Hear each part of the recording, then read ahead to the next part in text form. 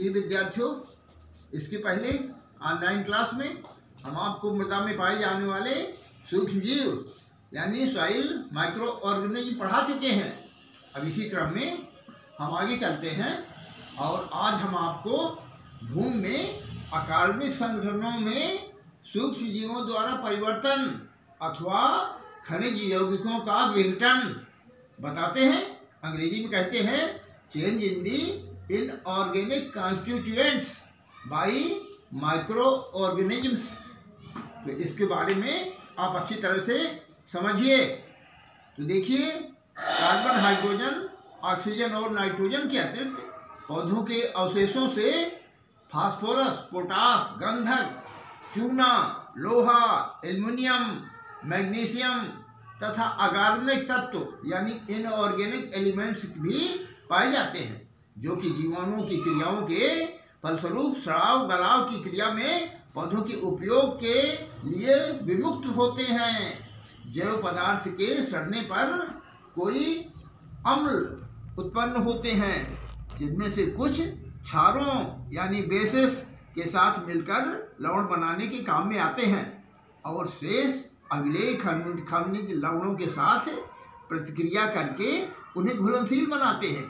सूक्ष्म जीवों की क्रियाओं के फलस्वरूप अनेक अम्ल उत्पन्न होते हैं, जिनमें नाइट्रस अम्ल, नाइट्रिक अम्ल, फास्फोरिक अम्ल, सल्फ्यूरिक अम्ल, कार्बनिक अम्ल इत्यादि मुख्य हैं। इन अम्लों के फलस्वरूप कुछ विभिन्न क्रिया संपन्न होती है, जैसे अघुलनशील फास्फेट घुलनशील फास्फेटों में परिवर्तित हो जाते हैं, यानी इनसॉल्युबल जो हैं वो सॉल्युबल हो जाते हैं। और समझिए, कैल्शियम, मैग्नीशियम तथा अन्य सूक्ष्म मात्रा में घुलनशील कार्बोनेट्स घुलनशील रूपों में परिवर्तित हो जाते हैं। और समझिए, पोटास के अघुलनशील यौगिक यानी इनसॉल्युबल आप समझे पोटेशियम कंपोनेंट्स घुलनशील पदार्थों में परिवर्तित हो जाते हैं। इस प्रकार लगभग सभी खनिज तत्व जो कि उच्च वर्गीय पौधों यानी हायर प्लांट्स की वृद्धि में संबंधित हैं, किसी न किसी रूप में सूक्ष्म जीवों की क्रियाओं को प्रभावित होते हैं। तो इस प्रकार आप समझ गए होंगे कि अकार्बनिक मृदा संगठन को आप जानते हैं। मृदा संगठन इसके अंग्रेजी समझिए, इनऑर्गेनिक सॉइल कॉन्स्टिट्यूएंट्स में सूक्ष्म जीवों की विभिन्न क्रियाओं के फलस्वरूप विस्तृत तथा महत्वपूर्ण रासायनिक परिवर्तित होते हैं। भूमि में सूक्ष्म जीव वास्तव में प्राथमिक कर्ता यानी प्राइमरी एजेंट्स हैं, जो अगले खनिज एवं कार्बनिक यौगिकों को ऐसे घुलनशील रूपों में बदल देते हैं कि पौधों को पोषक तत्व के रूप में उपलब्ध हो जाते हैं। अब आप समझिए, भूमि में जैव पदार्थ के खाद्य रूप में परिवर्तन के लिए आवश्यक परिस्थितियां, तो आप इसमें समझिए, ये तो आप समझ ही गए हैं कि सड़ाव क्रिया मुख्य जीवों के कारण उत्पन्न होती है। अतः जो परिस्थितियां इन सूक्ष्म जीवों के अनुकूल होंगी वे जैव पदार्थों के सड़ने के लिए उपयुक्त बैठेंगी।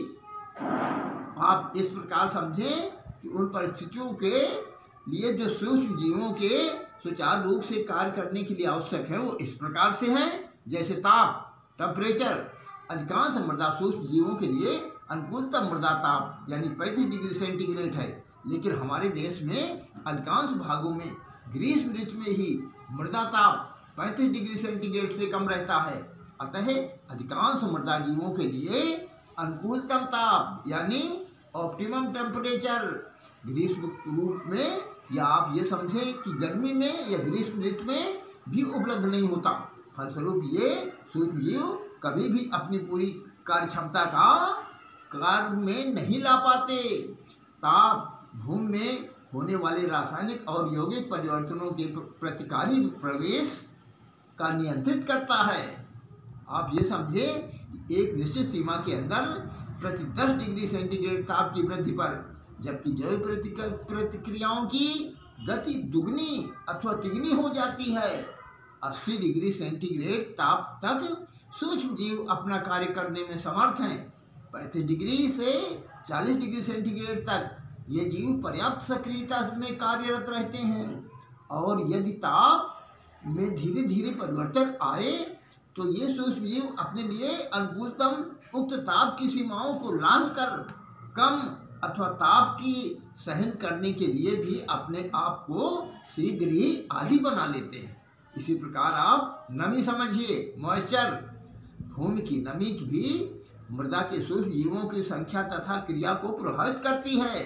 नमी का प्रभाव दो बातों पर निर्भर करता है, भूमि की किस्म और जीवाणुओं की जाति।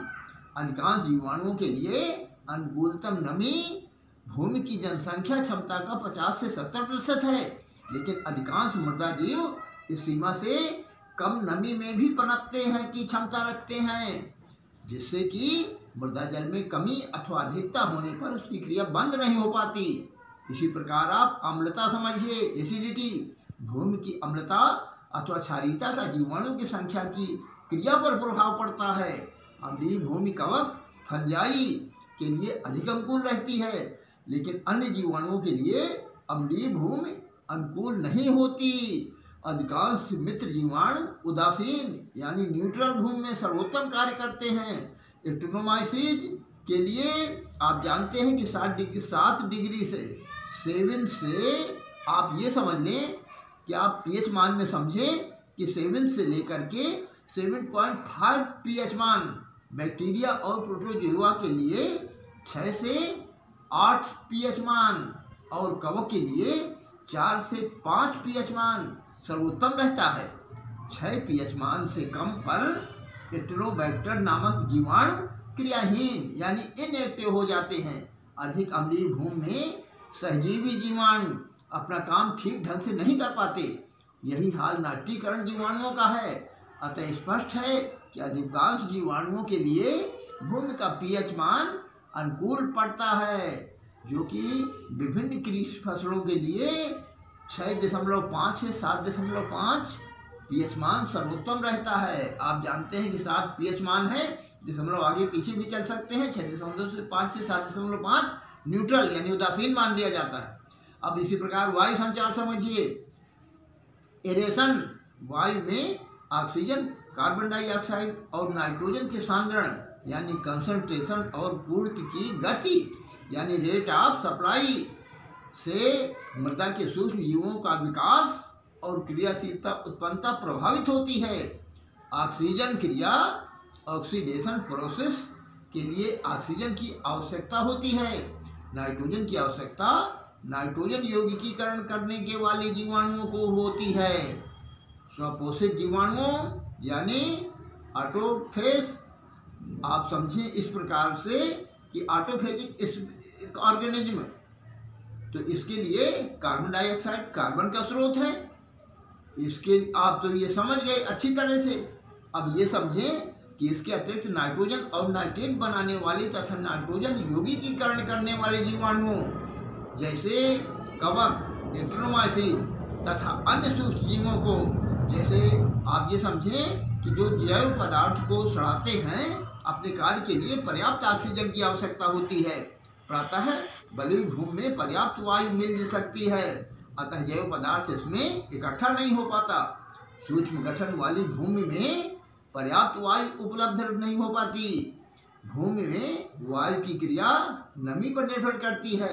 अधिक नमी होने पर भूमि में पर्याप्त वायु नहीं पहुंच पाती और वहाँ अवातवीय यानी एनाएरोबिक दशा उत्पन्न हो जाती है। इसी प्रकार से आप पोषक तत्व समझें। न्यूट्रिएंट्स सूक्ष्म जीवों के सुचारू रूपेण क्रियाशील रहने के लिए भूमि में नाइट्रोजन, फास्फोरस, पोटास, चूना और मैग्नीशियम की आवश्यकता होती है, लेकिन घुलनशील लवणों की भूमि में अधिकता जीवाणुओं की क्रिया के लिए हानिकारक होती है।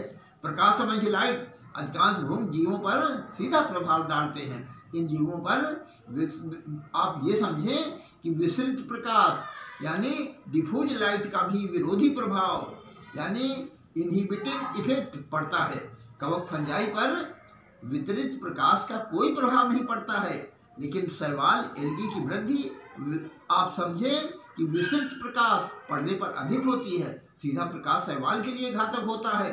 जैव पदार्थ समझ लीजिए, ऑर्गेनिक मैटर। अधिकांश मृदा सूक्ष्म जीवों के लिए जैव पदार्थ भोजन ही नहीं ऊर्जा यानी एनर्जी का भी स्रोत है। अतः जिस भूमि में जैव पदार्थ की अधिकता होती है वहाँ से सूक्ष्म जीव अधिक पाए जाते हैं। अब आप प्रश्न लिखिए और उसका उत्तर लिख के हमारे पास भेजिए। भूमि में जैव पदार्थों के खाद्य रूप में परिवर्तन के लिए आवश्यक परिस्थितियां लिखिए। एक बात और समझ लीजिए, हमारे जो और आप समझें कि जो और बने हुए वीडियो हैं तो उनको सबको प्राप्त करने के लिए आपको हमारे चैनल को सब्सक्राइब करना होगा। अन्यथा जिस दिन टर्न होगा आपका उस दिन तो आपके पास हम भेजेंगे ही। धन्यवाद।